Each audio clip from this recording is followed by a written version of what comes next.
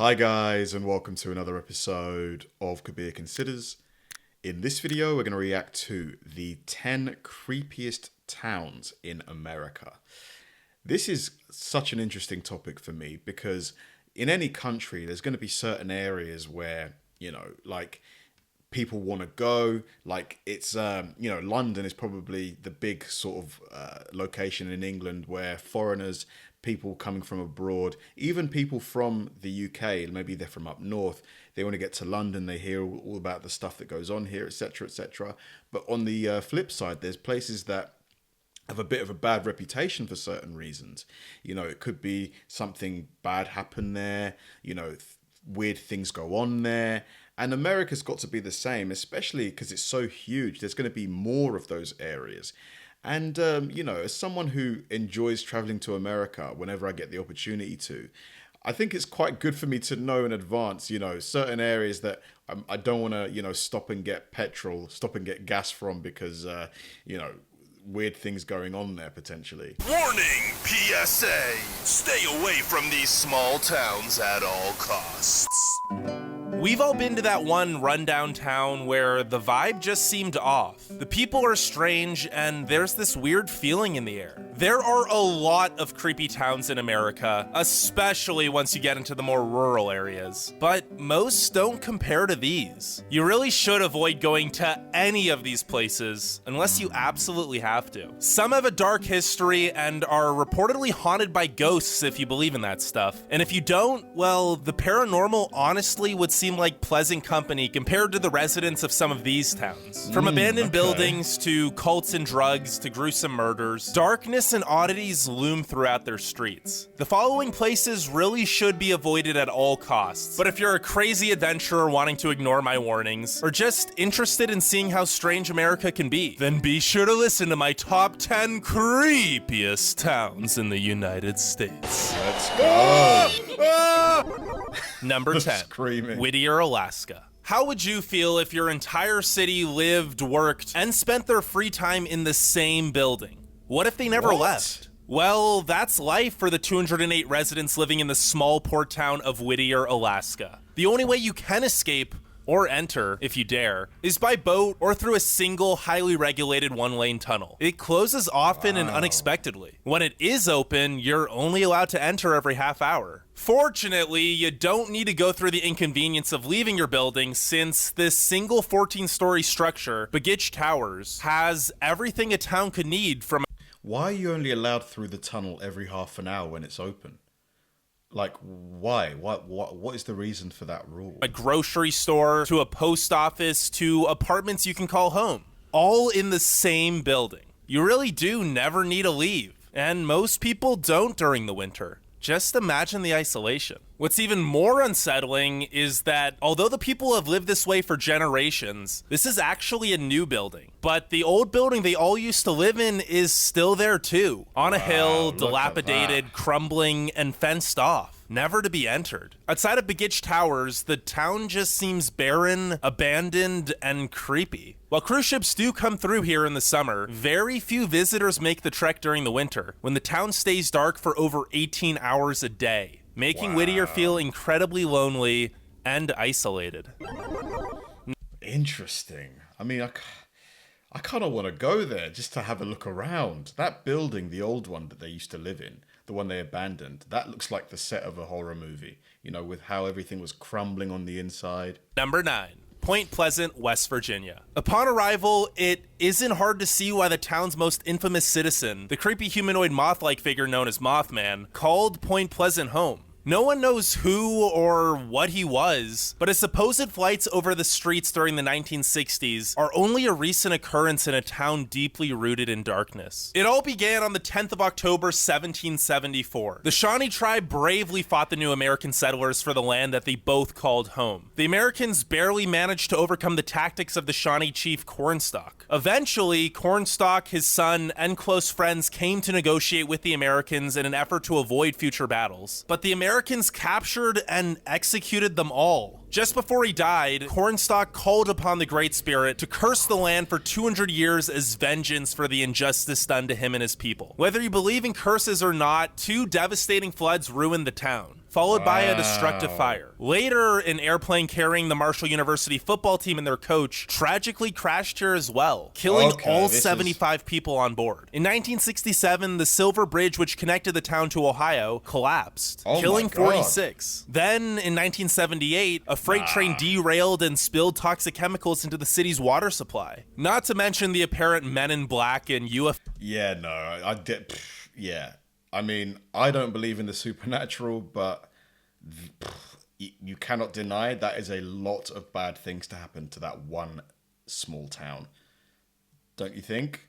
I mean, a lot of you will just be saying it's coincidence, but it is weird, you have to admit. UFO activity in the area. The town is even cursed by a name it could never live up to. If you visit Point Pleasant today, you'll definitely feel something strange in the air. And it's not just Mothman. The real mystery is, why do people keep living here? Yeah, a bit Number risky. 8. Villisca, Iowa. On the surface, Villisca looks like your normal, quiet, small Midwest town. But that only makes everything that I'm about to tell you even creepier. Over 100 years ago, the Villisca Axe murders of 1912 traumatized the town, which hasn't recovered since. The murders took place between the evening of June 10th and early morning June 11th, 1912, when 8 people were discovered dead at Josiah and Sarah Moore's house. The 6 members of the Moore family and their 2 house guests were found bludgeoned. Even the 4 children had severe head wounds from an axe. Although a lengthy investigation yielded several suspects, one of whom was tried twice, the crime remains unsolved. An air of uneasiness envelops the town today, perhaps because its residents never quite felt safe, knowing a ruthless murderer freely roamed their streets.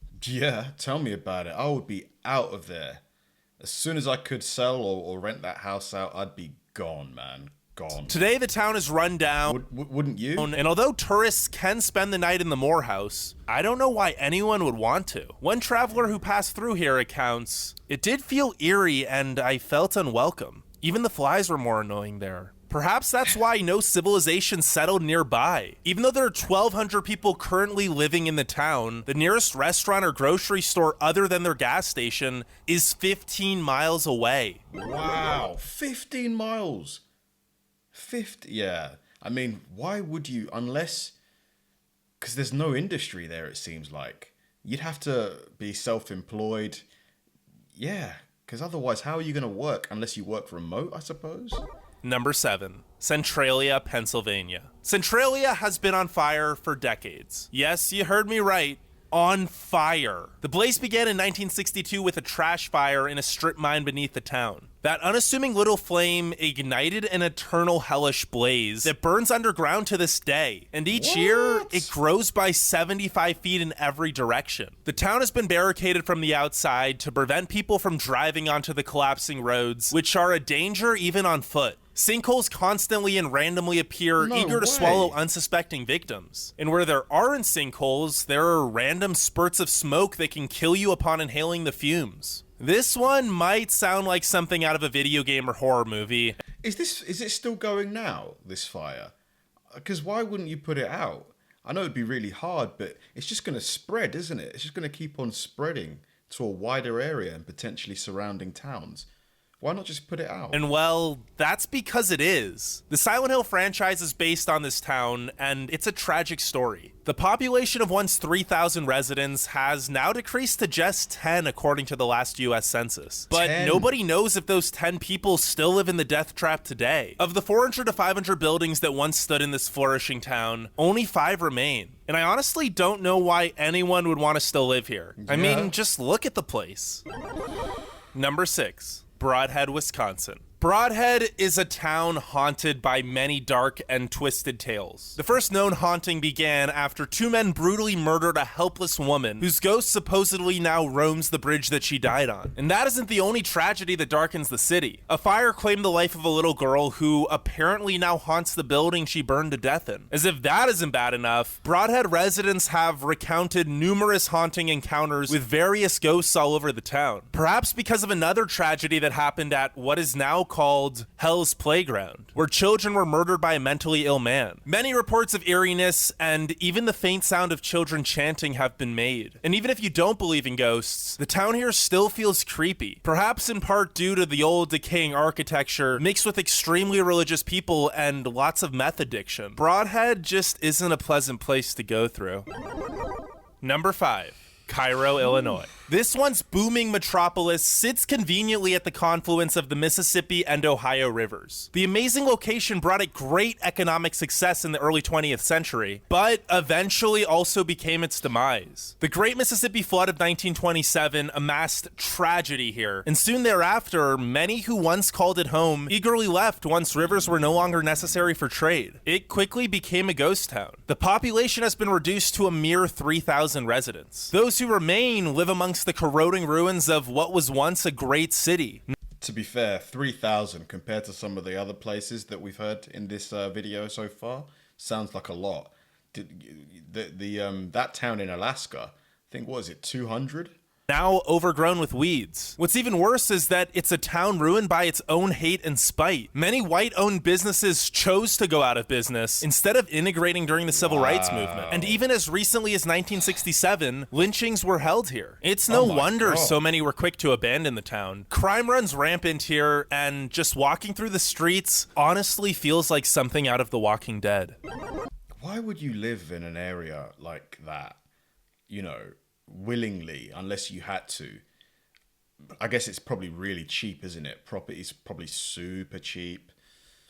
Low cost of living, I guess, maybe, there.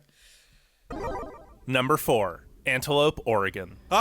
Oregon. Drive about 20 minutes outside of any city and you're guaranteed to find some total weirdness. I mean, this thing, the Temple of Oculus Anubis, is just outside of Portland. But out of all Oregon's cultish, creepy, and strange towns, Antelope is by far the creepiest. I mean, the people here live with actual deer on their porches. That's a major weird red flag. But maybe they just didn't get the memo since they don't have any modern technology or much communication with the outside world at all. Now, you're probably wondering the same thing I was. Why do these people live with deer? Well, in 1981, a mystic guru guy from India known as Bhagwan Sri Rajneesh bought 65,000 acres of land just 18 miles outside Antelope. And let me tell you, Oregon had no idea what was coming. It wasn't long before thousands of his followers had infiltrated the town of Antelope with their cultish ideals and eventually even voted to rename the town after Rajneesh. But taking over Antelope wasn't enough. Members of the cult began poisoning everything from restaurant salad bars to water supplies of nearby towns and even Portland and Salem. They also tried to murder several public officials. A global manhunt eventually collapsed the cultic commune, but needless to say, the town of Antelope never quite recovered. It's a ghost town, full of decaying, empty storefronts. Only 49 people remain here as of the last US Census, many resiliently still following their cultic ways, living with their deer. Man, that is just weird. Absolutely bizarre. It's crazy how some people, you know, if you, like, they'll believe anything. Like, they will dedicate their life to anything if they believe it enough, no matter, excuse me, no matter how bizarre that thing seems to, like, other people, like you and I. Just insane that this guy had followers.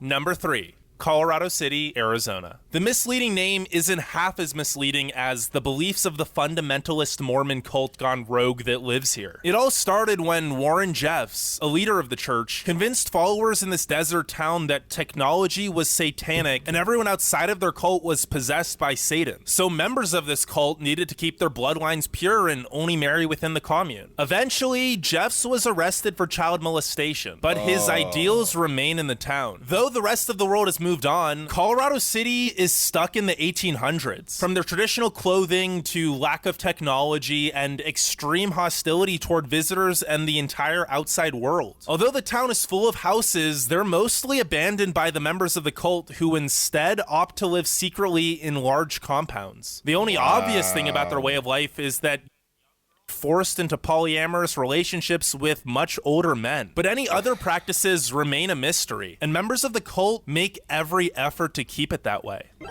My God. I try not to pass judgment, you know.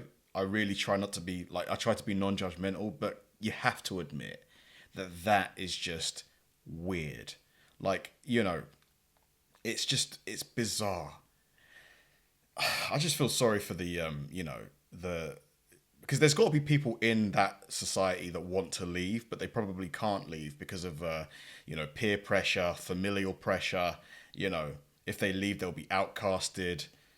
Number 2, Auburn, West Virginia. This is your typical spooky Appalachian small town, of which there are a lot, but Auburn, West Virginia just might be the creepiest. Located right off of State Route 74, the town of 90 residents consists of a single street lined with shack-like houses, and the road comes to an abrupt end once it reaches the woods. There's only one way in or out of the town. Why or how it got there is a mystery, and the people that live here are even more mysterious. A man on a motorcycle trip through Appalachia accounts how he stumbled across the town, which was completely silent and seemingly empty. Not a soul in sight. After coming to the dead end at the edge of town, he was forced to turn around, and as he drove back through the town, dozens of people had suddenly materialized on the porches of Oh my god, that's so creepy. their shack-like houses. They stood motionless, silently watching him. He What got the out of there heck? fast. Yeah.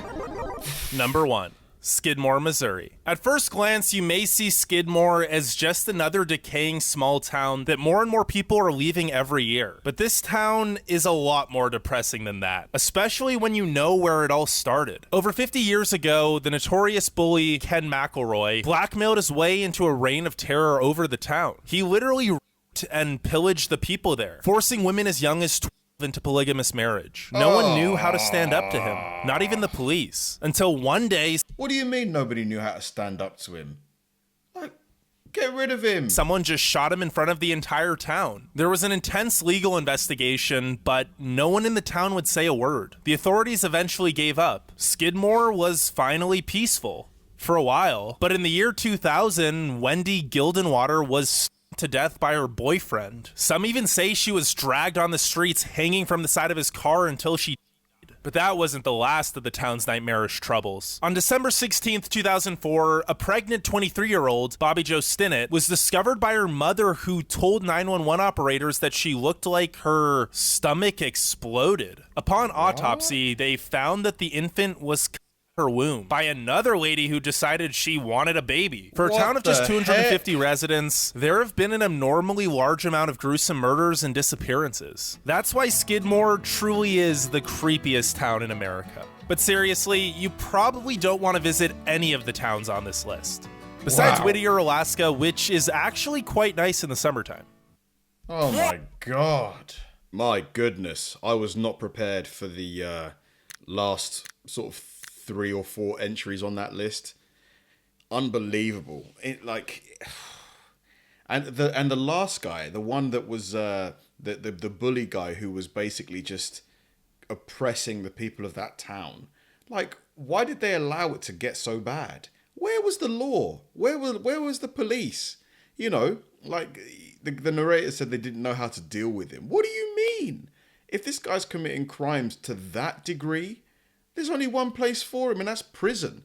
You know, just, I don't understand how he was allowed to just, you know, dominate, you know, people in that way for so long. Yeah, I mean, just unbelievable list. A lot of, you know, I was expecting just places where the people weren't very polite, you know, maybe, you know, there wasn't much to do. It was very eerie, but man, that got dark real fast. Thanks for watching, guys. If you enjoyed my videos, please help me out by liking and subscribing.